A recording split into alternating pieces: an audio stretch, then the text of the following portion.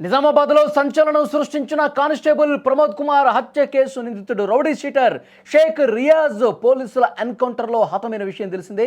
ఈ ఘటనకు సంబంధించి నిజామాబాద్ సిపి సాయి చైతన్య కీలకమైనటువంటి డీటెయిల్స్ అందించారు. ఆత్మరక్షణ కోసమే రియాజ్పై కాల్పులు జరపాల్సి వచ్చిందని సిపి స్పష్టం చేశారు. ఆసుపత్రిలో చికిత్స పొందుతున్న రియాజ్ ఏఆర్ కానిస్టేబుల్ దగ్గరున్న తుపాకీని లాక్కుని కాల్పులకు ప్రయత్నించాడు. ఈ నేపథ్యంలోనే ఇక చేసేదేమీ లేక పోలీసులు కాల్పులు జరపాల్సి వచ్చిందని సిపి వివరించినటువంటి పరిస్థితి. ఈ ఘటన జరిగిన వెంటనే రియాజ్ ప్రాణాలు కోల్పోయాడు.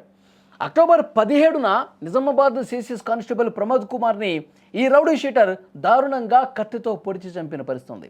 అనేక కేసుల్లో నిందితుడైన రియాజ్ను అదుపులోకి తీసుకుని పోలీస్ స్టేషన్కు తరలిస్తున్న సమయంలో ప్రమోద్ మీద కత్తితో దాడి చేశాడు.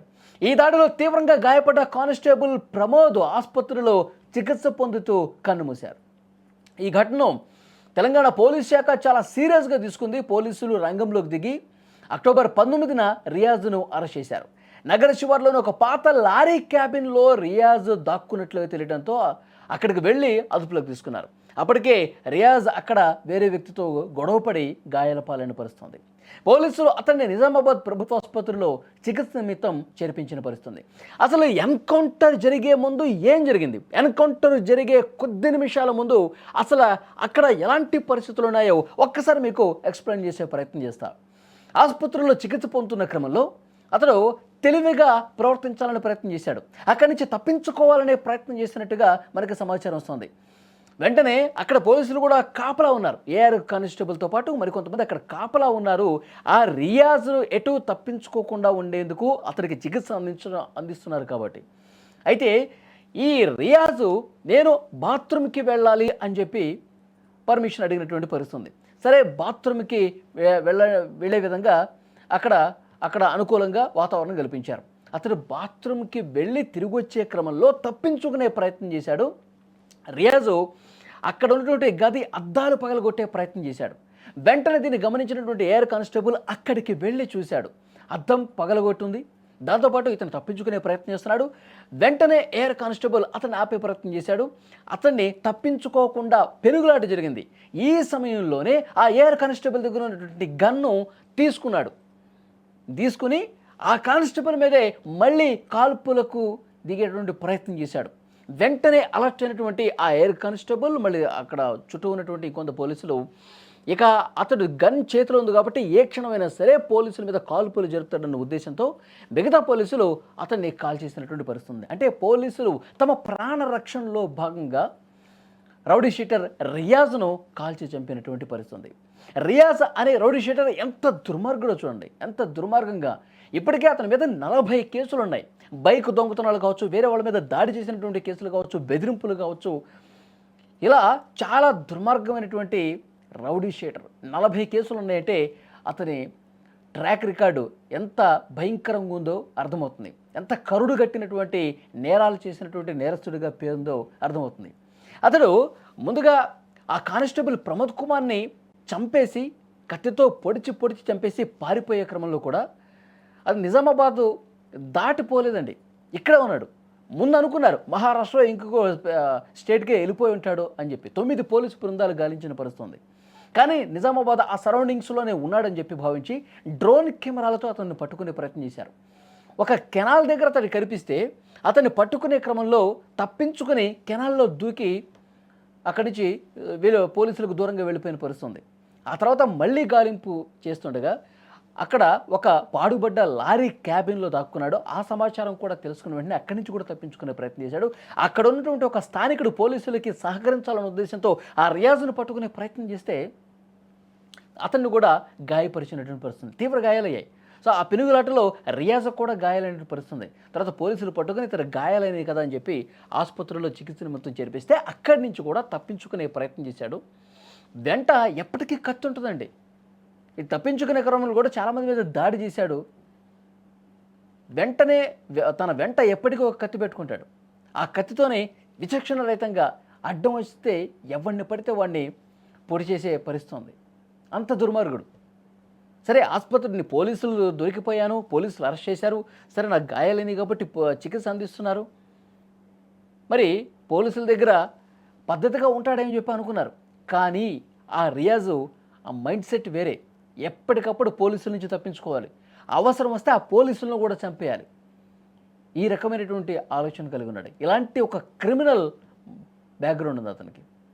కాబట్టి పోలీసులు కూడా తమ ప్రాణరక్షణలో భాగంగానే ఇక ఎంతకీ వీడు వినట్లేదు, పోలీసులనే చంపే పరిస్థితికి వచ్చాడని చెప్పి ఇక గత్యంతరం లేక ఆసుపత్రుల్లోనే అతన్ని ఎన్కౌంటర్ చేసినటువంటి పరిస్థితి ఉంది. చాలామంది హర్షం వ్యక్తం చేస్తూ ఉన్నారండి. నిజామాబాద్ ఆ సరౌండింగ్స్లో ఉన్నటువంటి వీడి నేరాల చిట్ట తెలిసినట్టు, వీడి భాగోతం తెలిసిన వాళ్ళందరూ కూడా సంతోషం వ్యక్తం చేస్తూ ఉన్నారు. దీపావళి రోజే నరకాసుర వధ జరిగిందని చెప్పి మాట్లాడుతూ ఉన్నారు. ఒకవైపు బాధ కనిపిస్తోంది, కానిస్టేబుల్ ప్రమోద్ కుమార్ అతన్ని దారుణంగా చంపాడు కదా, ఆ కుటుంబం చాలా తీవ్రమైనటువంటి శోకంలో ఉంది. ఒకవైపు కానిస్టేబుల్ దూరం వేయడన్న ఒక బాధ కనిపిస్తుంది, మరొక వైపు ఇలాంటి దుర్మార్గుడు చావాల్సిందే, ఇష్టం వచ్చినట్టుగా ఎవరిని పడితే వాడిని కత్తితో పొడిచి చంపేస్తున్నటువంటి ఇలాంటి నీచుడు ఈ సమాజంలో బతకాల్సినటువంటి అవసరం లేదు అని చెప్పి అక్కడి స్థానికులు చెప్తా ఉన్నారు. దీపావళి సెలబ్రేట్ చేసుకున్నారు చాలా ఘనంగా, రియాజ్ ఎన్కౌంటర్ అయ్యాడన్న వార్త తెలిసి. సో పోలీసులు ఇతడి నేర చిట్టా ఒకసారి చూస్తానండి, గత 4-5 సంవత్సరాలుగా చాలామంది మీద ఇదే విధంగా దాడికి పాల్పడ్డాడు. చాలా బైకులు దొంగతనాలు చేసి, బుల్లెట్ బైకులు, ఖరీదైనటువంటి బైక్స్ దొంగతనాలు చేసి మహారాష్ట్రకి వెళ్ళి అమ్మేసినటువంటి చరిత్ర ఉంది. చాలామంది మీద కత్తితో దాడి చేసినటువంటి చరిత్ర ఉంది. చాలామంది అమ్మాయిలతో మిస్బిహేవ్ చేసినటువంటి చరిత్ర ఉంది. సో డెఫినెట్గా ఇవన్నీ కేసులు 40 ఉన్నాయి. కొన్నిసార్లు జైలుకి వెళ్ళటం, మళ్ళీ బెయిల్ మీద ఏదో రకంగా బయటికి రావటం, మళ్ళీ ఇదే విధంగా నేరాలు చేసేటువంటి పరిస్థితి ఉంది. కానీ ఒక కానిస్టేబుల్ని చాలా దారుణంగా అతను తన వృత్తిలో భాగంగా అతనికి కేసు అప్పగిస్తే అతన్ని అదుపులోకి తీసుకొని బైక్ మీద ఎక్కించుకొని పోలీస్ స్టేషన్కి తీసుకెళ్తున్న క్రమంలో నడి రోడ్డు మీద అందరూ చూస్తుండగా తన వెంట ఉన్నటువంటి ఎప్పుడూ కత్తి ఉంటుంది కదా, పొడిచి వెనక నుంచి పొడిచి చంపేశాడండి. రక్తపు మడుగులో పడినటువంటి ఆ కానిస్టేబుల్ ఇట్లా రోడ్డు మీద పడిపోయాడుగా ఇతను పారిపోయాడు. ఇతను కానిస్టేబుల్ ప్రమోద్ కుమార్ని ఆసుపత్రికి తీసుకెళ్లే లోపే అతను చనిపోయినటువంటి పరిస్థితి ఉంది. ఎంత దుర్మార్గం చూడండి, ఎంత దారుణం చూడండి. అంటే పోలీసులు అంటే కనీసం భయం లేదు, 1% కూడా భయం లేనటువంటి పరిస్థితి ఉంది. పోలీసుల్ని చంపే పరిస్థితికి వచ్చాడంటే వీడంతా కరుడు కట్టినటువంటి నేరస్తుడు అనేది అర్థమవుతుంది. సరే, పారిపోయినప్పుడు పోలీసులు పట్టుకునే టైంలో కూడా పోలీసుల మీద దాడి చేశాడు. ఆసుపత్రిలో చికిత్స పొందుతున్నప్పుడు మళ్ళీ పోలీసుల దగ్గర గన్ లాక్కుని పోలీసుల్ని కాల్చే ప్రయత్నం చేశాడు. అంటే నా దగ్గర ఆయుధం ఉంటే ఎవడైనా సరే నాకు భయపడాల్సిందే, నేను ఎవరినైనా పొడి చేస్తాను, ఎవరినైనా పేల్చి చంపేస్తాను, ఇలాంటి ఒక క్రిమినల్ మైండ్ సెట్ ఉంది కాబట్టి పోలీసులు వీడు భరతం పట్టినటువంటి పరిస్థితి ఉంది. అక్కడికి వీడిని కఠినంగా ప్రాణాలతోనే శిక్షించాలనుకున్నారు, ప్రయత్నం చేశారు. కానీ వీడి చేష్టలతో పోలీసులు కూడా విసిగిపోయారు. పోలీసులు తమ ప్రాణాలు కాపాడుకోవటం కోసం ఈ దుర్మార్గుడిని ఎన్కౌంటర్ చేయాల్సినటువంటి పరిస్థితి వచ్చింది. ఈ వీడియో చూస్తున్న ప్రతి ఒక్కరు స్పందించండి. కరుడు గట్టినటువంటి నేరస్తుడు ఈ రౌడీ షీటర్ రియాజ్ను పోలీసులు కాల్చి చంపటం అనేది సరైన నిర్ణయం కాదా? Please comment. ఇవాళ ఒక అన్ఫార్చునేట్ ఇన్సిడెంట్ జరిగింది. గవర్నమెంట్ జనరల్ హాస్పిటల్లో ఒక ప్రీవియస్ అక్యూజ్ రియాజ్ అనే అతను వార్డులో ఉన్నాడు. అయితే రెగ్యులర్ చెకింగ్లో భాగంగా ఆర్ఐ గారు అక్కడ చెకింగ్కి వెళ్తే అక్కడ రూమ్ దగ్గర తలుపులు పాల్గొట్టే సౌండ్, తర్వాత అద్దం పగిలిన వచ్చేసరికి ఇమీడియట్గా మెడికల్ సిబ్బంది ఇన్ఫార్మ్ చేసి ఆర్ఐ గారు, ఎస్ఐ గారు, ఒక కానిస్టేబుల్ గారు లోపలికి వెళ్ళి ఎందుకు సౌండ్ వస్తున్నా లోపలికి వెళ్తే ఈ రియాజ్ అనే వ్యక్తిని అంత గోల చేస్తున్న వ్యక్తి తీసుకెళ్ళి అతను బెడ్ దగ్గర కూర్చోబెట్టే ప్రయత్నం చేశారు. కూర్చోబెట్టే ప్రయత్నంలో కానిస్టేబుల్ గారి దగ్గర ఉన్న తుపాకీని లాక్కుని ట్రిగ్గర్ ఒత్తడం మొదలుపెట్టాడు. అది పాడేయని ఆర్ఐ చెప్తున్నా వినకుండా ట్రిగ్గర్ ఒత్తుతుంటే గత్యంతరం లేక ఆర్ఐ గారు ఫైర్ చేయడం జరిగింది. బుల్లెట్ ఇంజురీస్ తో రియాజ్ ఆడ కింద పడిపోయాడు.